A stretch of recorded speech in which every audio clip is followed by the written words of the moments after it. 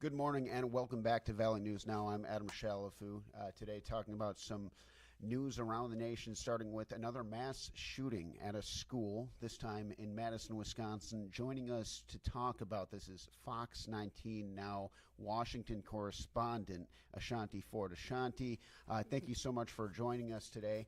And jumping right into it, what do we know about the victims, about the shooter, and the reaction from Washington, D.C.? Yeah, good morning. Thank you for having me. You know, there have been over 80 mass shootings in schools. I believe the exact number is 83, and 385 at least mass shootings across the nation. And that's just this year, according to the Gun Violence Archive. And I can't tell you, honestly, how many members of Congress, especially on the Democratic side, have been fighting, trying to get stricter regulations around guns. Representative Lucy McBeth comes to mind. Her 17-year-old son was shot and killed several years ago. So she has been a big advocate for getting a floor vote on some of these things. There are just a lot of members of Congress, not just her, that have been trying to pass laws to have the potential to curb the scary reality that we are seeing more and more school shootings every day. And people are dying, right? Kids. Nowadays, you have 6-year-olds learning how to respond to mass shootings, teachers having discussions about being armed in their classrooms. So we have truly entered a different time. And while with this latest mass shooting, there's no motive just yet, it's still unclear, I can tell you it was a second grader that called the police.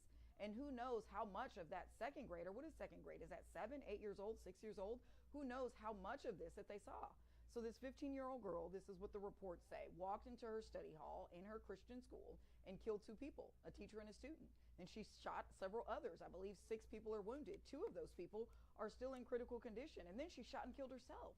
So it's tragic. No motive again at this time, but investigators are currently speaking to the suspect's parents to try to learn more about where she got that handgun from. Ashanti, moving on to our next topic here. The clock is ticking on the possibility of another government shutdown.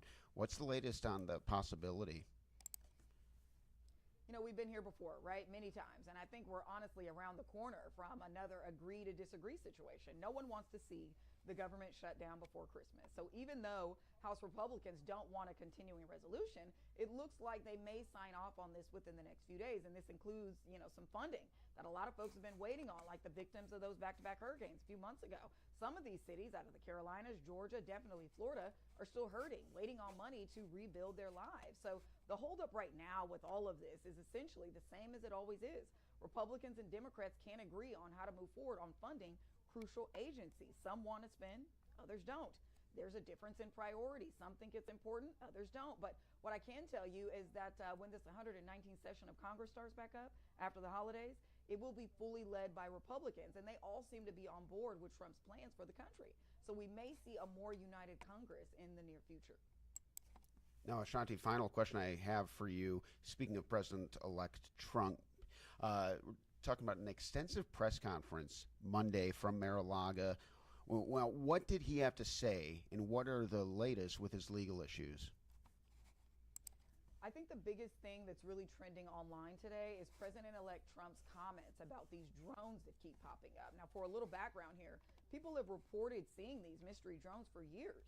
But as of lately, there were several reports on the East Coast, at least, seeing these mystery drones and not really being able to connect with what they are and where they're coming from. So the FBI and DHS, Department of Homeland Security, came out and pretty much said, hey, these are everyday man-made drones, nothing to see here vibes. But yesterday, President-elect Trump had a different tone. He said the government knows more than they're letting on, and that the military needs to start being more transparent. And then in terms of his legal battles, the judge in that hush money case just announced he plans to move forward with the 34 felony convictions. I know a lot of people thought the case was dead after the Supreme Court ruled yes on presidential immunity, but the judge decided he's moving forward. So if this does go all the way, Trump will be the first convicted felon to serve in the White House.